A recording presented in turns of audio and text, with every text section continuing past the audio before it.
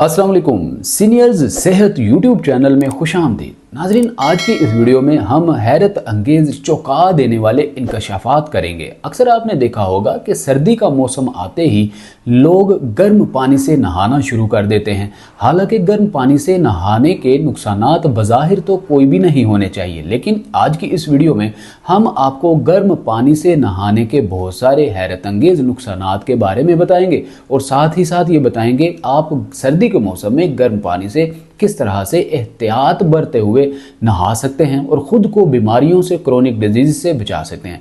नाज़रीन, बहुत सारे ऐसे मर्द व ख़वातीन हमारे पास क्लिनिक पर तशरीफ़ लाते हैं और आते ही नज़ला, ज़ुकाम, बुखार, खांसी और इस तरह के बहुत सारे मसाइल, जिनमें के जिस्म की कमज़ोरी, पट्ठों की कमज़ोरी, खुश्की, सिकरी, इस तरह के मसाइल का जिक्र करते हुए दिखाई देते हैं। लेकिन क्या आपको पता है कि ऐसा सर्दी के मौसम में ही क्यों होता है? लोग हॉस्पिटल्स में बहुत ज़्यादा एडमिट हो रहे होते हैं। लेटेस्ट रिसर्च और सर्वे में पता चला कि बहुत से लोगों की डेथ तो गर्म पानी में नहाने की वजह से होती है। हार्ट अटैक का मसला हो, ब्रेन हेमरेज का मसला हो, दिमाग की नस फट जाने का मसला हो, या जिस्म में बहुत ज़्यादा सुस्ती, कमज़ोरी, पट्ठों की कमज़ोरी, और आपने देखा होगा कि खुश्की, सिकरी, एंजाइटी, स्ट्रेस, डिप्रेशन सर्दियों के मौसम में लोगों को ज़्यादा होता है। डिहाइड्रेशन की वजह से नसें सिकुड़ना शुरू हो जाती हैं, खून गाढ़ा हो जाता है, जिससे वेरिकोस वेन का मसला होना आम सा मसला हो जाता है। टांगों में कमज़ोरी, पैरों में कमज़ोरी, झंझनाहट का मसला सर्दियों में बढ़ना शुरू हो जाता है। हाथों की उंगलियां हो, पैरों की उंगलियां हो, सुन्नपन का शिकार होना शुरू हो जाती हैं और यूं लगता है कि सब कुछ खाने पीने के बावजूद भी जिस्म कमज़ोर होना शुरू हो चुका है, या सुस्ती और काहली ही इतनी ज़्यादा होती है कि किसी भी काम काज में दिल नहीं लग पा रहा होता। डिहाइड्रेशन की वजह से पट्ठों के अंदर बहुत ज़्यादा स्टिफनेस रहना शुरू हो जाती है। नाज़रीन, ये सारे के सारे वजूहात इसके पीछे नहाना ही क्यों होता है। आप शावर लेने के वक्त, गर्म पानी इस्तेमाल करने वक्त कौन कौन सी गलतियां कर रहे होते हैं? तो आइए वीडियो को स्टार्ट करते हैं और आपको बताते हैं कि आप गर्म पानी में किस तरह से खुद को बचा कर नहा सकते हैं। तो नाज़रीन, पहली जो लोग कॉमन मिस्टेक करते हैं वो फौरी तौर पे शावर लेने के दौरान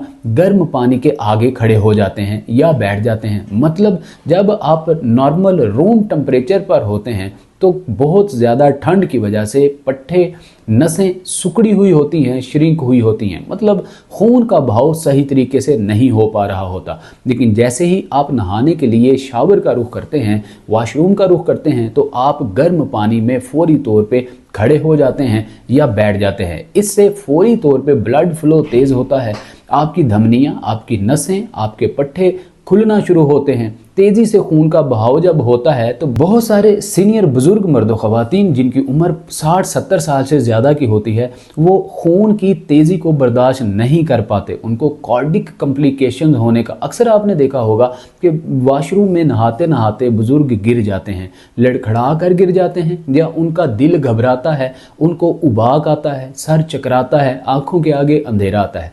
वॉशरूम में ही वो क्यों गिरते हैं? इसके पीछे टेक्निकली, लॉजिकली, मेडिकली, अगर साइंटिफिकली बात की जाए तो ऐसे मर्दों ख़वातीन एक कॉमन मिस्टेक करते हैं कि वॉशरूम में नहाते हुए फ़ौरन या तो ठंडा पानी, यक ठंडा पानी गर्मियों में, और या तो यक गर्म पानी, मतलब इतना गर्म पानी जो कि आपको, आपके जिस्म को, जिल्द को जलाए नहीं, बल्कि आपके खून को तेज़ी के साथ आपकी रगों में दौड़ाने का काम करता है, जो कि सीधा आपके दिल और दिमाग को जाके पड़ता है। और ऐसे मर्द ख़वातीन जो कि बढ़ती उम्र में 60-70 साल से ज़्यादा की उम्र में होते हैं, इनको दिल का दौरा पड़ने के या सर में चक्कर आने के, आँखों के आगे अंधेरा आने जैसे मसाइल का सामना करना पड़ता है और वो धड़ाम से गिरते हैं। उनको या तो बोन ब्रेक होने का मसला हो जाता है और या तो उनकी हड्डी फ्रैक्चर या हेयर फ्रैक्चर होना शुरू हो जाती है, फिर उनको सर्जरी तक भी करवाने की नौबत आ जाती है। तो नाज़रीन, इस मसले से बचने के लिए आप हमेशा पहले जाइए, आहिस्ता आहिस्ता आप पहले पैरों पे नीम गर्म पानी डालिए, फिर हाथों पे डालिए, फिर घुटनों पे डालिए, पिंडलों पे डालिए, फिर आहिस्ता आहिस्ता टांगों पे, फिर आप ऊपर सर्वाइकल, मतलब आपके शोल्डर्स वाले पॉइंट पे आप पानी डालेंगे तो आपको किसी किस्म का साइड इफ़ेक्ट नहीं होगा। उसके बाद नाज़रीन, दूसरी जो लोग कॉमन सरी मिस्टेक करते हैं वो नहाने के बाद, शावर लेने के बाद फौरी तौर पे ही गुसल खाने से या वॉशरूम से बाहर निकल आते हैं।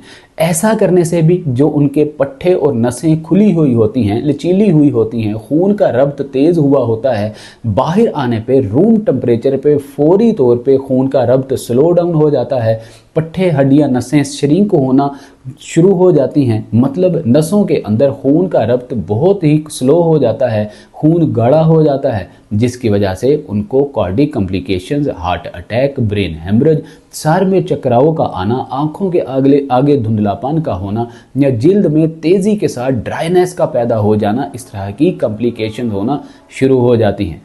इन प्रॉब्लम्स को लेके जब बहुत सारे पेशेंट्स मर्द ख़वातीन हमारे पास आते हैं तो हम जब उनका फिजिकल एनालिसिस करते हैं तो मशवरा देते हैं कि आप जब नहा कर फारिग हो जाएं तो आप रूम का डोर बंद करें, उसके बाद आप आहिस्ता से वॉशरूम का दरवाज़ा खोलें। जब वॉशरूम का टेम्परेचर रूम टेम्परेचर के मुताबिक हो जाए आप बाल ड्राई करें, कपड़े पहने, फिर आप बाहर निकलें। लेकिन जब आप बाहर निकल जाएं तो आहिस्ता आहिस्ता से टॉवल को रिमूव करें, लेकिन आप फौरी तौर पे रूम से बाहर हरगिज़ ना निकलें, क्योंकि जब रूम से बाहर निकलेंगे तो टेम्परेचर तब्दील होने की वजह से आपके पट्टे नसें सिकुड़ना शुरू हो जाएंगी, ब्लड तेज़ी के साथ हार्ड एंड थिक गाढ़ा होना शुरू होगा और आपको ड्राइनेस, वीकनेस महसूस होगी। अगली एहतियात में नाजरीन, बहुत सारे लोग जब नहाकर बाहर निकल आते हैं तो उनको बहुत ज़्यादा प्यास और भूख का एहसास होता है। यूं लगता है जैसे एनीमिया, खून की कमी हो चुकी हो, प्लेटलेट्स गिर चुके हों, रेड ब्लड सेल्स कम होना शुरू हो चुके हों, मतलब खून की बहुत ज़्यादा कमी महसूस करते हैं। होंठ खुश्क और ड्राई होना शुरू हो जाते हैं, मैदा ऐसे जैसे बिल्कुल खाली सा ही हो चुका हो, जिस्म हल्का फुल्का सा महसूस होता है। अक्सर आपने चलते फिरते लोगों से सुना होगा कि नहाने से जिस्म हल्का फुल्का हो जाता है। मतलब जिस्म हल्का फुल्का नहीं होता, उनको भूख सा एहसास लगता है और यूं लगता है कि जैसे जिस्म से कोई बोझ सा उतर गया हो। तो ऐसे में लोग एक कॉमन मिस्टेक करते हैं कि फौरी तौर पे वो पानी नहीं पीते, वो कोई लिक्विड चीज़ नहीं लेते। अगर आप लिक्विड चीज़ या पानी का गिलास नहीं लेते तो आपका खून गाढ़ा ही रहता है, धमनियों में जमना शुरू हो जाता है। ये आपकी प्रैक्टिस कोलेस्ट्रोल, जो कि LDL बैड कोलेस्ट्रोल होता है, इसके इजाफे की वजह बनता है। जब आप नहा कर निकलें तो आप 1 कप या 1 गिलास नीम गर्म गुनगुने पानी का ज़रूर पिया करें। नीम गर्म गुनगुना पानी पीने से एक तो आपका मैदा निज़ाम इंहिज़ाम ठीक रहता है, मेटाबॉलिज्म बूस्ट होता है और ये best of the best time होता है जब आप अपने मैदे को सही कर सकते हैं। बहुत सारे लोग मैदे को सही करने के लिए तरह तरह की एंटीबायोटिक, स्टीरॉयड अद्वियात ले रहे होते हैं। हालांकि ये जो डोज है ये सारी अद्वियात को पीछे छोड़ देती है। आप नहा कर निकलें, नीम गर्म गुनगुना पानी 1 से 2 गिलास भी आप इस्तेमाल कर सकते हैं। ऐसा करने से आपका जिस्म मजबूत होगा, पट्टे मजबूत होंगे, नसें खुलेंगी, खून पतला होगा और जिस्म की रगों में खून सही तरीके से गर्दिश करेगा। एंजाइटी, स्ट्रेस, डिप्रेशन जैसे मसाइल से आपको निजात मिलेगी।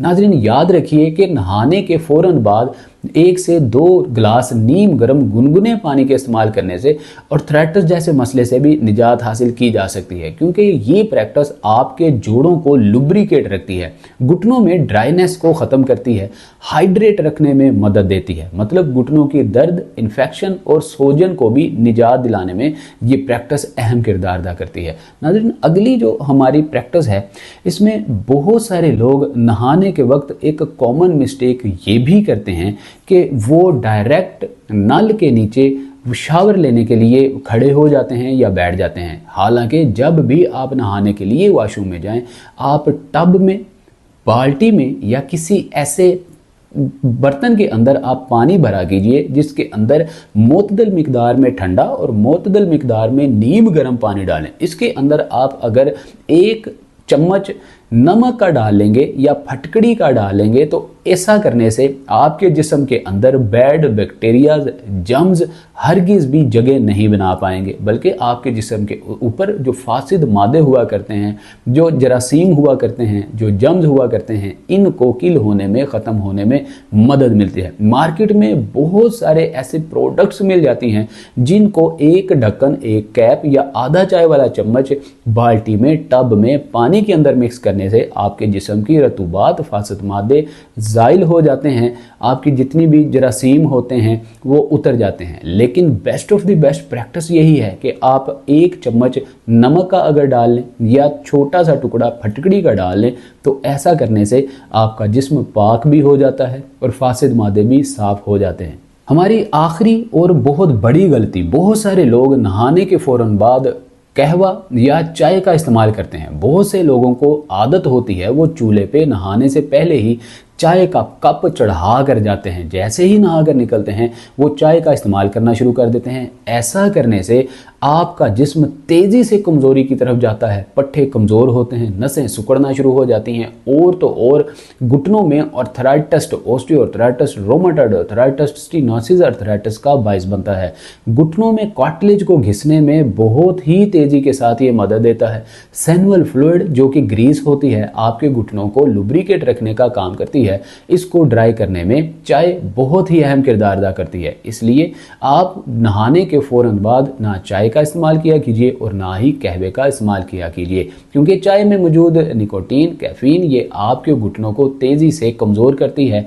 आपके घुटनों में कड़कड़ कड़कड़ की आवाज़ें आने में, नी क्लिकिंग, नी क्रैपिटस, नी क्रैम्प्स जैसे मसाइल होने में ये मदद देती है। अगर आप अपने जिस्म को लंबे अरसे तक तंदुरुस्त और सेहतमंद तवाना दिखना चाहते हैं, घुटनों को आप अर्थराइटिस फ्री देखना चाहते हैं, इन्फ्लेमेशन सोजन से बचा के रखना चाहते हैं, टांगों को कमज़ोरी से बचाना चाहते हैं या दिल के आर्जे में मुबतला होने से खुद को बचाना चाहते हैं, हार्ट अटैक या ब्रेन हेमरेज जैसे मसाइल, सर्वाइकल सार्कोपेनिया और वेरिकोस वेन जैसे मसाइल से खुद को बचाना चाहते हैं, तो आप गर्म पानी से सर्दी के मौसम में नहाने में इन बताई गई एहतियात को, परहेज़ को ज़रूर फॉलो किया कीजिए। उम्मीद करते हैं आपको ये वीडियो बहुत ही इन्फॉर्मेटिव और इफ़ेक्टिव लगी होगी।